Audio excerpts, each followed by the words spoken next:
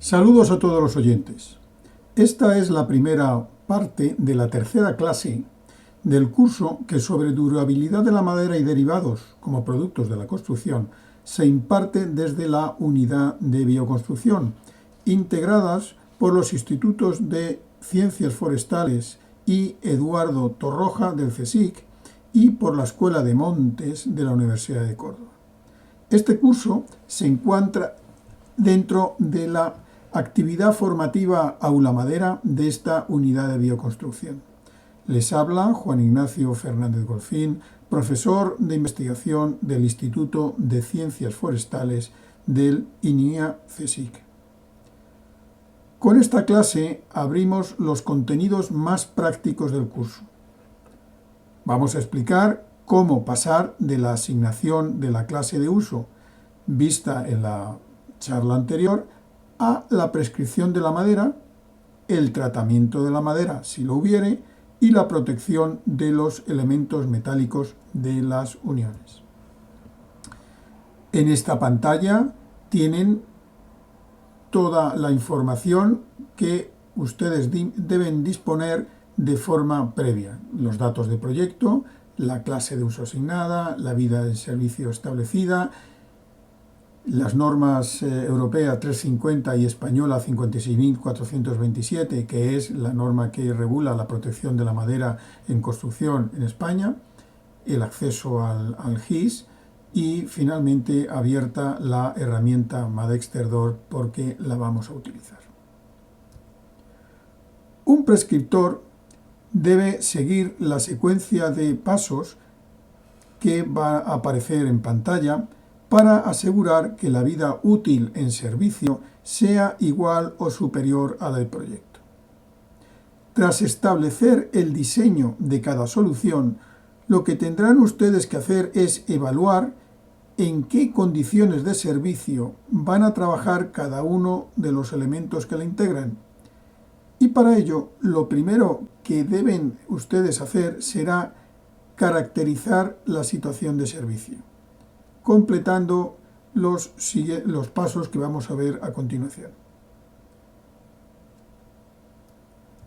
Primero será establecer la clase de uso para todos y cada uno de los elementos de madera que forman parte de la solución adoptada, considerando para ello los criterios de la norma europea 335 y el apoyo de la herramienta Madexter. Esto lo haremos de acuerdo con las instrucciones que vimos en la segunda charla. Una vez que ya tenemos las clases de uso asignadas, habrá que definir correctamente la vida útil en servicio exigible para cada elemento. Aquí simplemente recuerdo, aunque ya lo hablamos allí también, que en edificación los elementos que son fácilmente sustituibles bastaría con asignarles una vida en servicio de 10 o 25 años, mientras que para las estructuras de más difícil reposición tendría que ser de 50 años. Definidas la clase de uso y la vida útil de servicio de cada elemento, procederemos a el paso siguiente, que no será otro sino la selección de madera y, en su caso, el tratamiento que debamos dar a esta madera. Este paso tiene diversas opciones, porque si optamos por evitar el tratamiento, habrá que analizar si existe alguna madera con durabilidad natural suficiente como para enfrentar las condiciones de servicio del elemento. Si la hubiera, ya habríamos acabado, pero si no la hubiera, habría que evaluar si habría alguna madera permeable que, convenientemente tratada, pudiera enfrentarse eficazmente a las condiciones de servicio establecidas. Si no la hubiera o para nosotros el tratamiento no fuera una opción permisible, tendríamos que volver a redefinir el diseño para que las condiciones de servicio variaran y en ella pudiéramos emplear una madera sin tratamiento. Si el tratamiento fuera una opción posible, que es esta primera parte, procederíamos a seleccionar la madera y a definir el tratamiento, tal y como les vamos a explicar en la diapositiva siguiente. Si no encontráramos una madera o un tratamiento adecuados, entonces habríamos de rediseñar la solución. De una forma u otra, completado este paso, habría que asegurar también que la madera, los productos de madera, pero en este caso estamos hablando de madera maciza, no se encuentra en la obra, en todas las fases de acopio y montaje, sometida durante largos periodos de tiempo a condiciones de servicio superiores a las que nosotros hemos previamente definido. Si fuera así, habría que contemplar el uso de protecciones de tipo temporal. Para seleccionar la madera más adecuada al diseño constructivo, a la clase de uso asignada en función de él y a todos los datos relacionados con el uso, el clima, etc., haremos uso, como hemos visto anteriormente, de los contenidos de la norma UNE 56427 o también de la calculadora Madexter, que no es sino una herramienta que permite aplicar la norma de forma mucho más fácil. Concretamente, haríamos uso de la pestaña de selección y vida en servicio. En la pantalla vemos un resumen de la tabla que verían en esta pestaña de la herramienta Madexter, en la cual aparece un elenco de maderas, las más comunes en España, en la que, entrando con la clase de uso asignada para cada especie, se da la vida útil en servicio estimada en esas condiciones. Si no encontráramos para una clase de uso dada y una especie dada, no encontráramos la durabilidad, es decir, la vida útil que necesitamos, entonces tendríamos que saltar a utilizar una madera tratable, impregnable, esto quiere decir una madera en cuyo interior pudiéramos introducir el producto químico adecuado.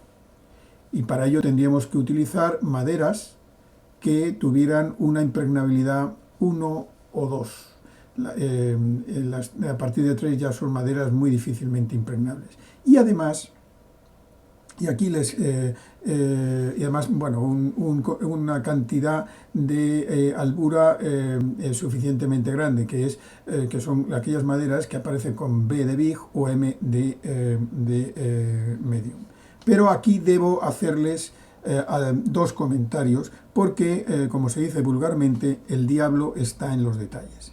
El primer comentario que quiero hacerles es que, con la información que está en las columnas en gris, elegimos la madera de duramen que podríamos usar en función de la clase de uso establecida para asegurar la vida útil frente a ataques de hongos. Como ya vimos en la clase segunda de este curso, el riesgo de ataque por insectos es lineal. Realmente hay muchos que pensamos que el concepto de clase de uso simplemente se aplica a la protección frente a hongos, porque la protección frente a insectos siempre debe hacerse, si estamos con madera natural, es decir, sin ningún tipo de tratamiento químico, debe hacerse mediante barreras, para que los insectos de ciclo larvario no puedan poner los huevos, la hembra pueda poner los huevos en la madera, o las termitas puedan acceder a comer a la madera. Entonces se ponen barreras, entonces eso no es posible. Obviamente, si la madera va a ser tratada, entonces lo que habrá que hacer es que en ese producto químico de tratamiento se añadan insecticidas. Entonces, en estas columnas, que ya hemos visto de gris, se nos indica si el duramen de la madera elegida o no tiene durabilidad natural frente a las dos grandes familias de insectos. Si no tiene durabilidad natural, pues protección por barrera. ¿vale? Si tiene durabilidad natural, bueno, pues entonces ya no es necesaria esa protección por barrera. Por ello, si no se prevé emplear tratamiento químico, habrá que emplear barreras físicas que impidan la puesta de huevos o el acceso al material, en el caso de las termitas. Sin lugar a dudas, se habrán ustedes fijado que en todo momento he hablado de madera de duramen, y lo he hecho porque la madera de albura nunca es durable, naturalmente, ni frente a hongos ni frente a insectos, lo que nos debería hacer entender que si la madera que vayamos a emplear tiene mucha albura, lo que también queda aquí reflejado en esta columna, necesariamente habrá de ir tratada. Por ejemplo, le voy a poner ejemplo, una madera de pino radiata que tiene mucha albura y realmente la cantidad de duramen es poco. Esta madera, para clases de uso elevadas, ya deberá necesariamente ser empleada con tratamiento. El segundo comentario que quiero hacerles es casi el inverso del anterior. Si ustedes deciden usar una madera tratada, los datos de impregnabilidad de la tabla se refieren a la madera de albura, porque la madera de duramen nunca es tratable. Por ello, si la madera que ustedes elijan o las piezas que les suministren tienen mucho duramen, la protección frente a hongos e insectos la dará básicamente el duramen, que es esto que, por mucho que ustedes la traten.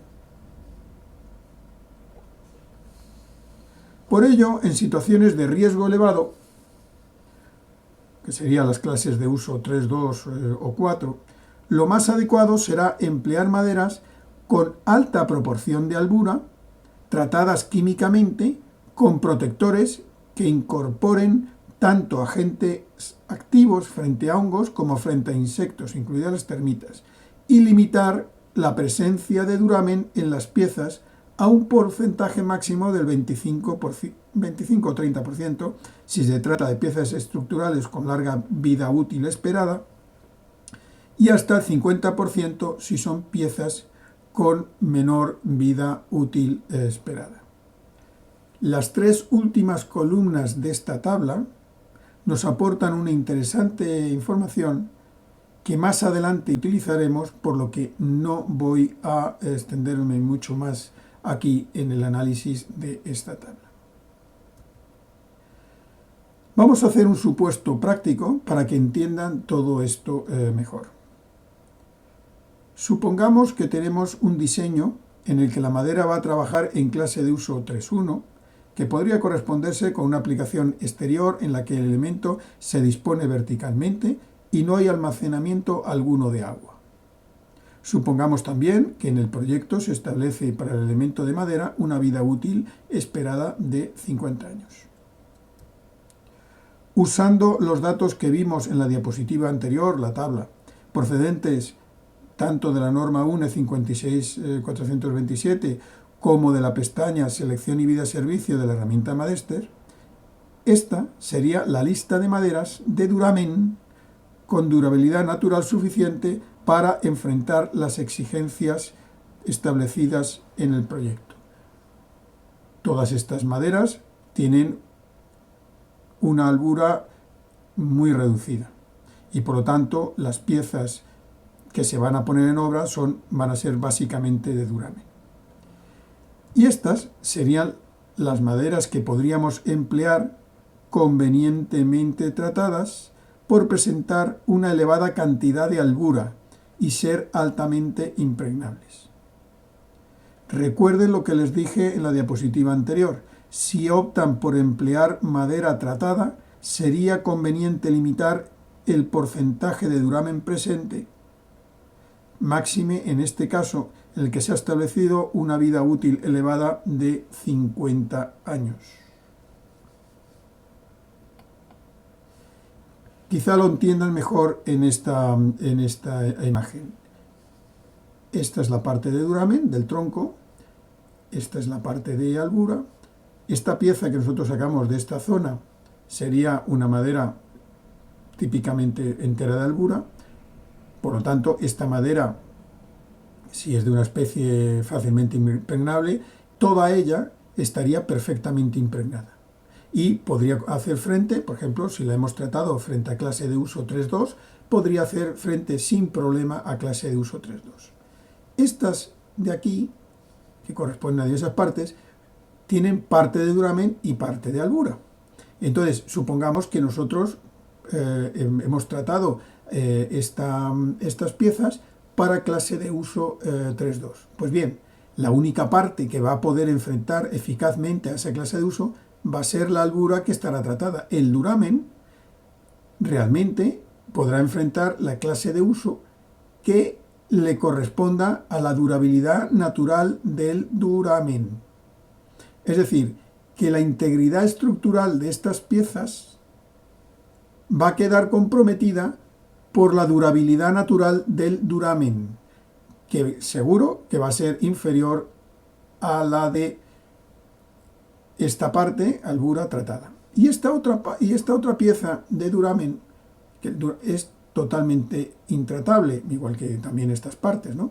Entonces, en esta, aunque las hayamos metido en el autoclave y teóricamente las hayamos dado el mismo tratamiento que a todas estas, realmente esta pieza, su vida útil en servicio esperada, será la que corresponda a la durabilidad natural de esta especie.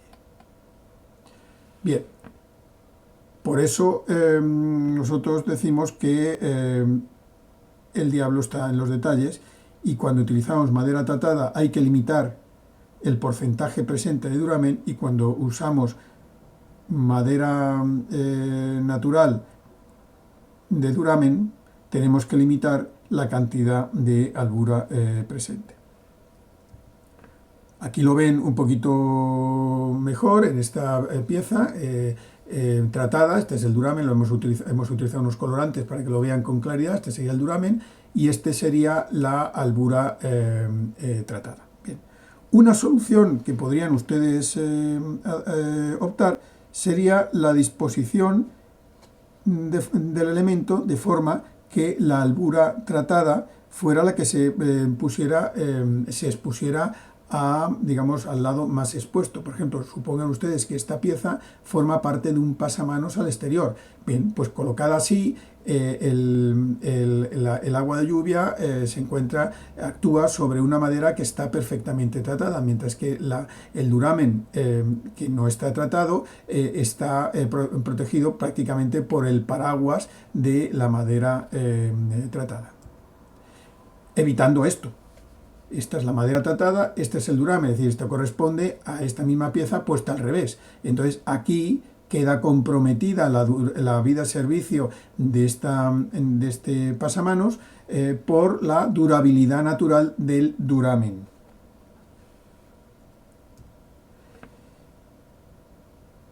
Otra posibilidad muy usada sería la de emplear piezas de sacrificio. Este es el caso de aquí vemos una pieza de sacrificio y aquí otra.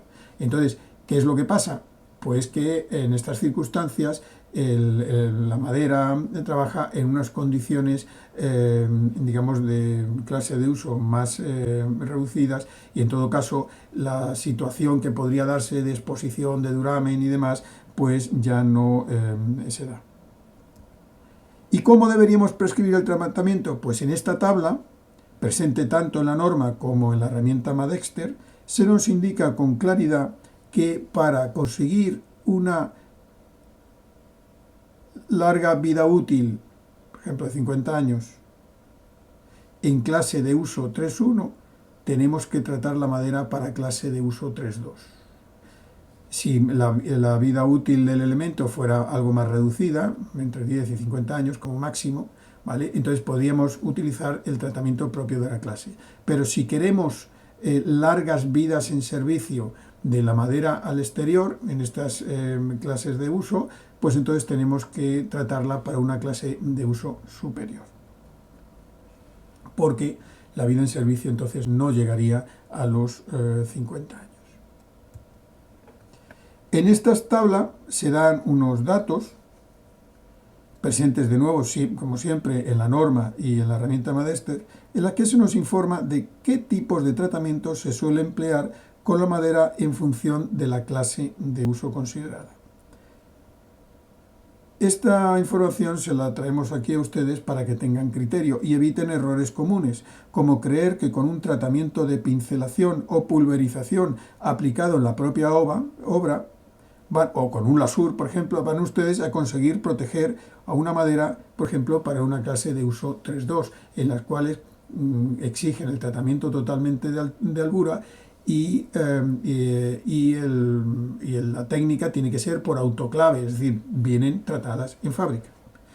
Nunca un lasur o un tratamiento de superficie aplicado a pistola, rodillo o brocha va a llegar a las clases de uso 3.2. ¿Y qué documentación debo pedir al proveedor para asegurar que la madera que me están suministrando cumple con todo lo previsto? Pues el suministro debe ir acompañado de su marcado CE, el propio del uso de la madera que estamos hablando, y de la declaración de prestaciones, en la cual se debe indicar el lote, especie, clase de uso alcanzada y datos de tratamiento, es decir, penetración y retención. Y otra cosa que habrá que comprobar, que es conveniente comprobar cuando se recibe esta documentación, es que el producto que se señala en la declaración de prestaciones está debidamente registrado, y para ello lo que podemos hacer es acceder al registro de biocidas, aquí lo veis, del Ministerio de Sanidad, porque no se puede utilizar producto alguno que no esté debidamente registrado. Aquí, por ejemplo, imaginemos que se nos dice que se ha tratado la madera con Celcure C65, que corresponde a un producto de tratamiento que se utiliza habitualmente. Bueno, pues aquí lo vemos y dice, pues sí, está perfectamente registrado. Incluso aquí, pues tienen ustedes perfectamente la información y demás. Bien.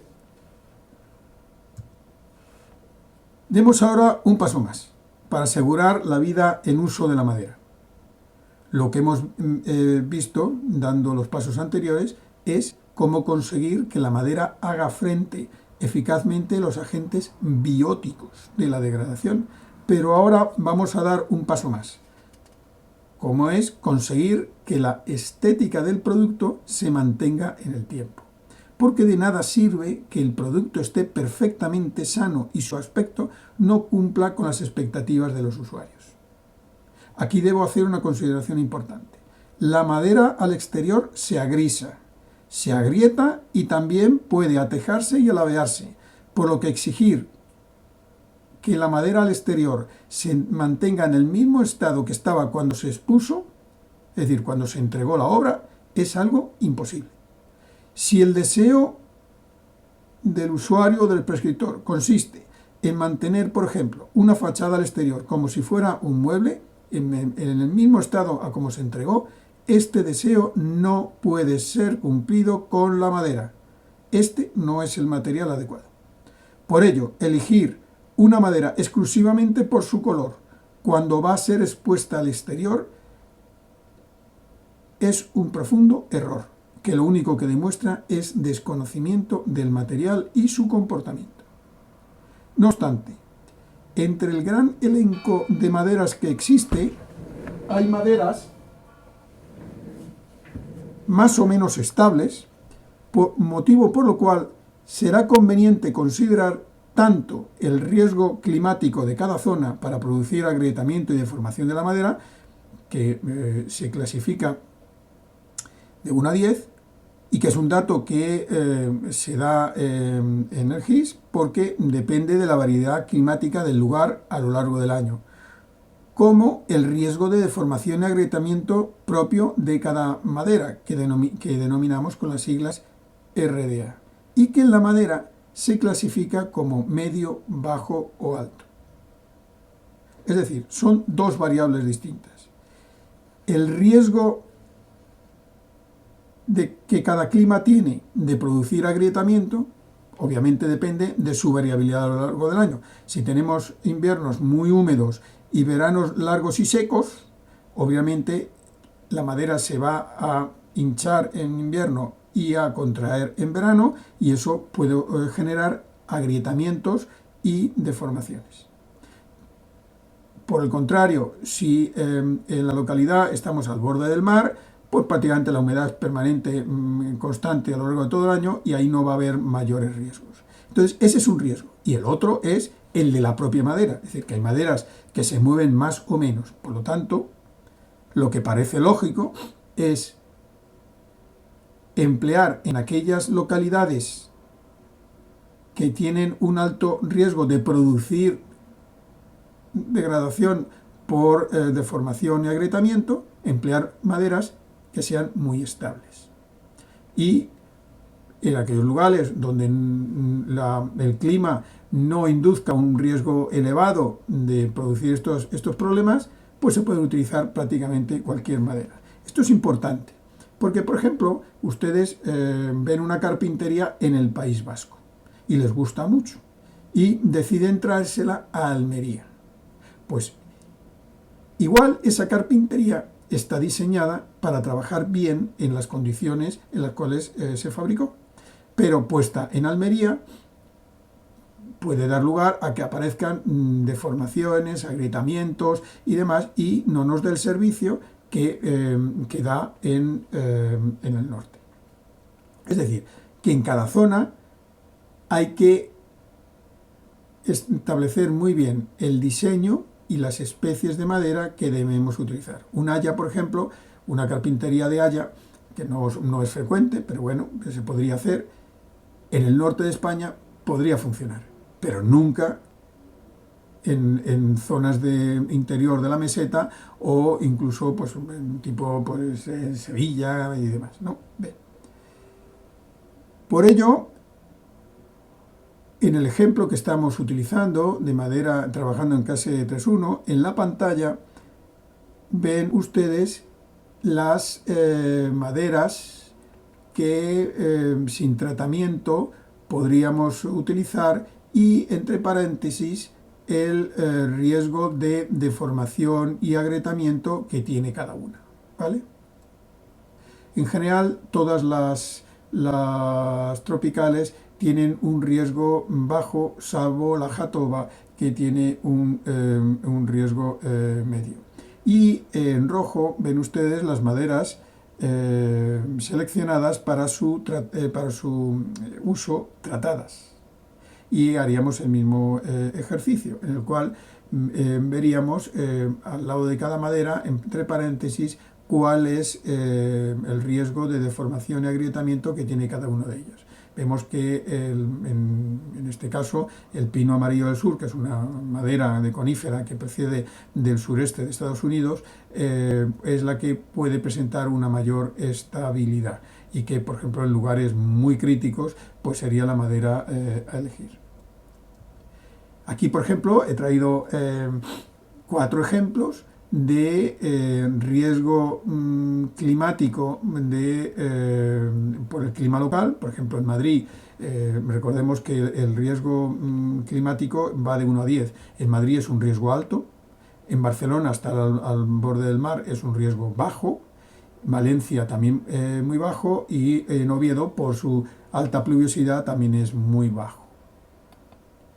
En el GIS, yo lo he tomado aquí de unos pantallazos del GIS, si entramos en cada una de las estaciones que estamos buscando, pues se da perfectamente este dato: el riesgo de deformación y agrietamiento de la localidad, que ven aquí que en Madrid es prácticamente 6,7, Barcelona 2,2, 3,6 en Valencia, y el Oviedo 2,47, es decir, los datos que vemos aquí. Por ello, aquí ven ustedes en Madrid, he señalado en verde todas, que es una zona de riesgo alto, todas las especies que se podrían utilizar. Por supuesto las frondosas tropicales y, por ejemplo, aquí ven algunos de coníferas, ¿no? También se puede utilizar el cedro rojo. Y en madera tratada, por ejemplo, aquí sería ideal el pino amarillo del sur. Sin embargo, en todas estas tres localidades, Barcelona, Valencia y Oviedo, con un RDA muy bajo, el RDA de la madera no es una variable y se podrían utilizar prácticamente todas las especies que figuran tanto sin tratamiento como con tratamiento. Es decir, que el tema del riesgo de deformación y demás no sería un problema. En líneas generales, debo decirles que las zonas interiores de la península no tienen un buen clima para emplear en ellas la madera en fachadas o suelos. Por lo menos no en las orientaciones del arco sureste-suroeste. Normalmente en exposiciones a norte no suelen presentar problemas de degradación por movimiento excesivo. Esto se lo volveré a repetir cuando lleguemos a hacer casos prácticos sobre fachadas y suelas. Para mí es muy importante que sobre la madera no graviten expectativas que el material no puede darles. En clases de uso 1, 2 e incluso 3.1, la madera les va a dar un comportamiento perfecto si diseñan bien y eligen bien la especie, incluso el tratamiento. Porque en esas condiciones el efecto del clima no es tan intenso. Pero en las situaciones de 3, 2 y 4, pues, que son ya de exteriores, hay que analizar muy bien qué es lo que se pretende, cuál es el papel que va a jugar los acabados en madera. Y ahora llegamos a un aspecto que no es específico de la madera, pero con el que se van a encontrar cualquier prescriptor que trabaje con madera. El de seleccionar los herrajes más adecuados y más específicamente el de prescribir la protección frente a la corrosión que deben tener los herrajes que se utilizan en las uniones y en los apoyos. El primer paso a este respecto sería el de evaluar la agresividad del material, del ambiente para el metal que forma parte del herraje. Los factores que influyen en la corrosividad de los herrajes por efecto del clima son los que figuran en la pantalla: la humedad relativa, la presencia de elevados niveles de contaminación atmosférica, típicos por ejemplo de entornos industriales, la presencia de cloruros, típicos de cercanías al mar o vías de comunicación que tengan graves riesgos de heladas y por lo tanto se utilice sistemáticamente sal para evitarlo, o si los elementos metálicos van embutidos en el interior de la madera, con lo que ya incorporan un cierto nivel de protección. En función de estas variables se establecen 5 categorías de exposición, figurando en la tabla algunas indicaciones de dónde se pueden dar estas situaciones, tanto al interior como al exterior del edificio. Toda esta información procede de las normas que figuran en pantalla, así como del artículo 80 del Código Estructural.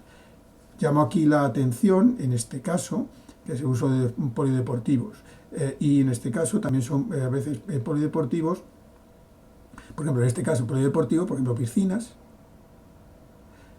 Pues bien, si en una piscina tuviera sistemas de extracción de aire y control de la humedad relativa constante las 24 horas del día, ya no caería aquí, sino que caería aquí, ¿vale? Es lo que quiero hacer mención con esta norma. Entonces, el nivel de protección de los herrajes será establecido en función de la categoría climática, pero considerando también la vida útil requerida en proyecto. Por lo tanto, este es el primer paso. caracterizar la corrosividad ambiental. Y el siguiente paso sería considerar la corrosividad inducida por el contacto directo de la madera. Aquí ven algunos casos, algunos ejemplos. Entonces, unas puertas en las cuales vemos que el contacto entre la madera y el elemento de la unión, el tornillo, pues ha generado aquí unas determinadas manchas, ¿vale?, que a veces son de corrosión, son a veces debidas a la propia corrosión de los elementos metálicos y a veces pueden ser producidas por los taninos que se deslavan por efecto también del contacto entre la madera y una cierta humedad y el elemento metálico. Entonces, en función de su contenido de humedad de la madera, lo que sabremos conociendo la clase de servicio en la que trabaja, el pH y el contenido de taninos, que recuerden ustedes que se los dimos, los cité en una diapositiva anterior, en una de las tablas, pero que figuran en todo caso en la norma 56427 como en la herramienta Madester.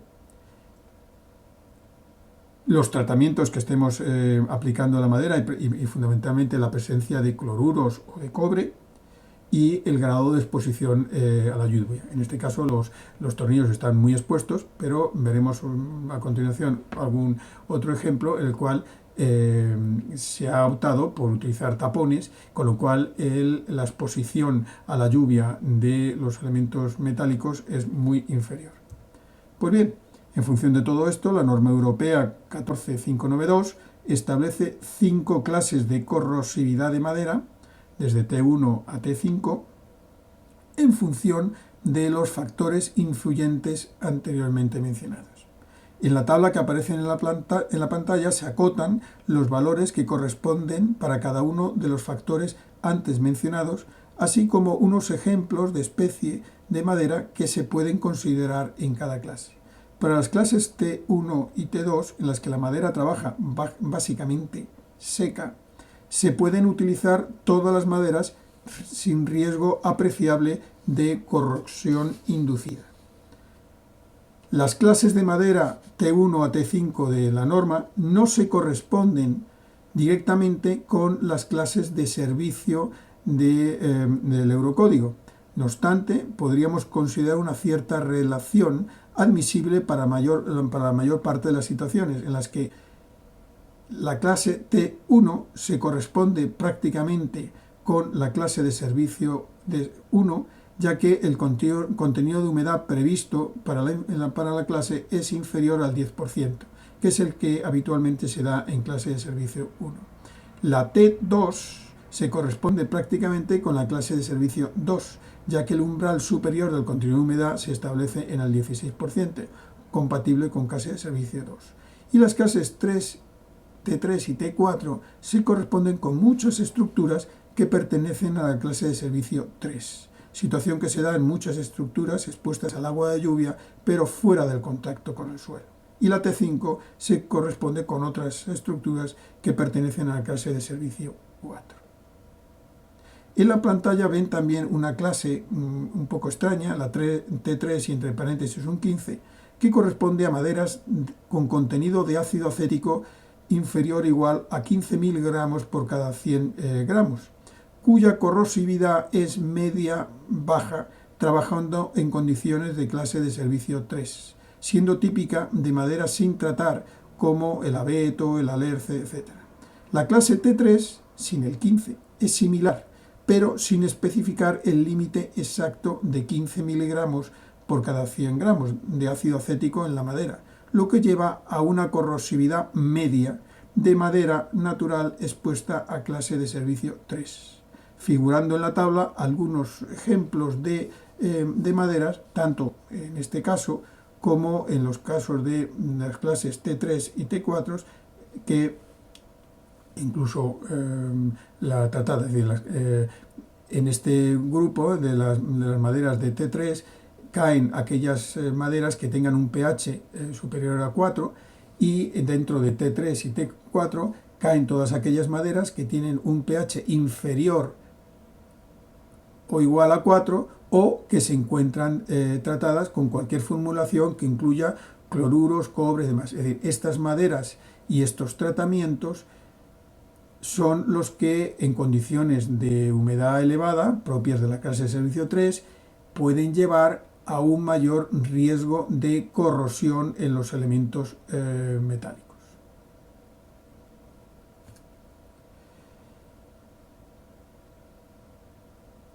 He de hacer aquí mención a los productos derivados del cemento, como los tableros de madera de cemento, aunque hablaremos de ello en la siguiente charla, que tiene un efecto corrosivo en los conectores de tipo clavija de acero galvanizado cuando se utiliza en ambientes cuyo contenido de humedad es superior al 16%. En función de la clase de corrosividad de madera vista en la diapositiva anterior, así habrá que prescribir la protección frente a la corrosión que deben presentar los elementos metálicos en contacto con estas maderas. Todo ello debe ser añadido a la protección que sea necesaria por efecto del riesgo inducido por el clima local. Por lo tanto, vuelvo a repetirles, son dos cosas que tienen ustedes que hacer. Riesgo de corrosión por el clima y riesgo de corrosión también por el clima, pero por efecto de la madera, por el contacto con la madera.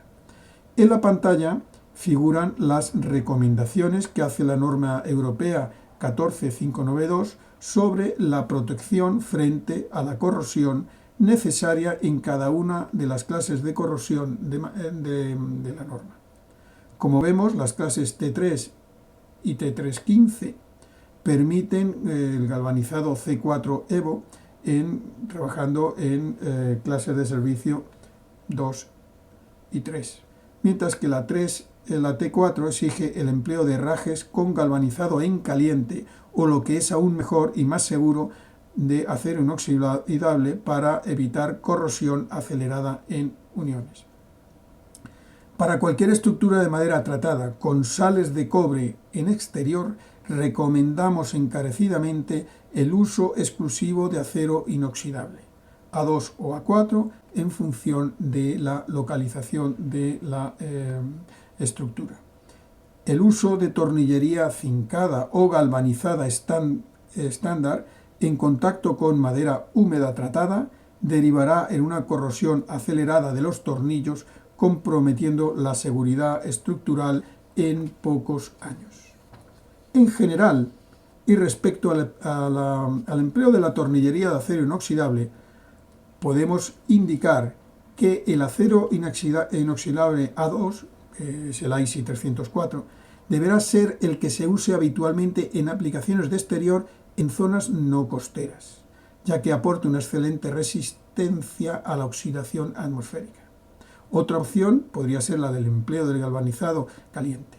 Y el acero inoxidable A4 IC 316 será imprescindible cuando estemos en un radio de 5 o 10 kilómetros de la costa, inferior a 5 o 10 kilómetros de la costa, o en zonas industriales con ambientes muy agresivos, ya que la presencia de molibdeno en su formulación evita la corrosión por picaduras que provoca fácilmente el salitre. Finalmente, para evitar la presencia de manchas con maderas ricas en taninos, las uniones metálicas deben cumplir básicamente dos condiciones: que el metal no aporte hierro activo y que esté bien protegido frente a la humedad.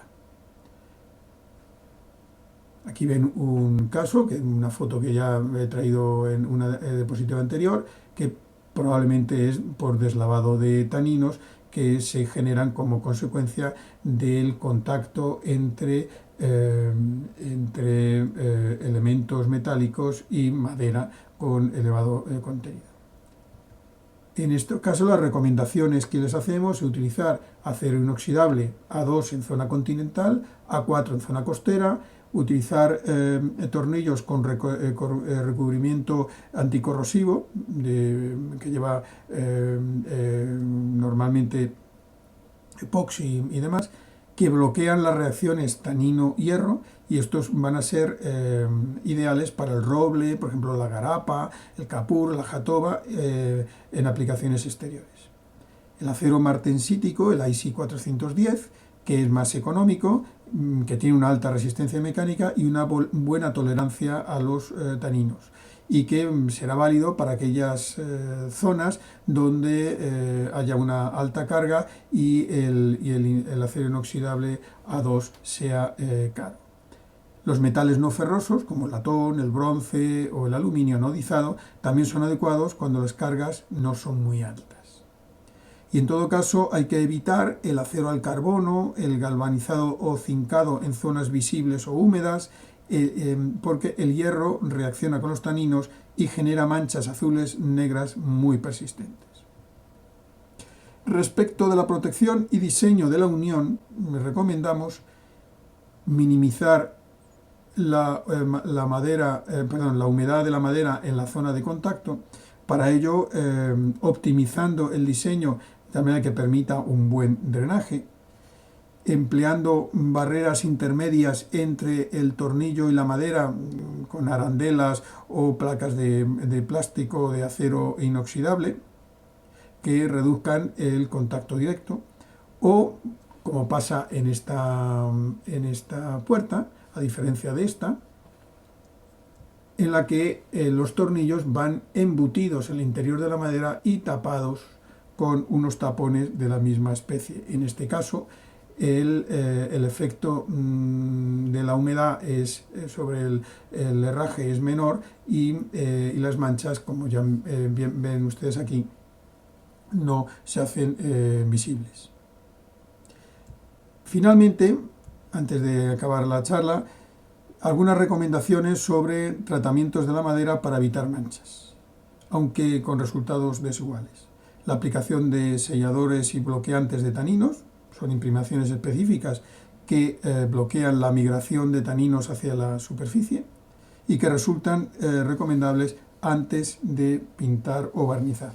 Y luego una recomendación que siempre ha de aplicarse es trabajar con madera bien seca y acabada. Colocar la madera por debajo del 15%, bien lijada y sellada, lo que reduce bastante el sangrado, y evitar en cualquier caso el uso de madera con un elevado contenido de humedad, porque eso va a traer consigo una corrosión inmediata de las uniones si no se ha adoptado la protección adecuada, o un efecto de deslavado de taninos en el caso de que la madera sea propensa a ello. Bueno, con esto hemos llegado al final de la charla. Como siempre les decimos, aquellos que quieran ampliar conocimientos pueden acceder a la página web nuestra de maderia.org, ¿vale?, donde encontrarán gran cantidad de información, y en cualquier caso en nuestros canales YouTube, tanto del Instituto de Ciencias Forestales como de la propia Maderia, como el mío personal, ahí tendrán toda la información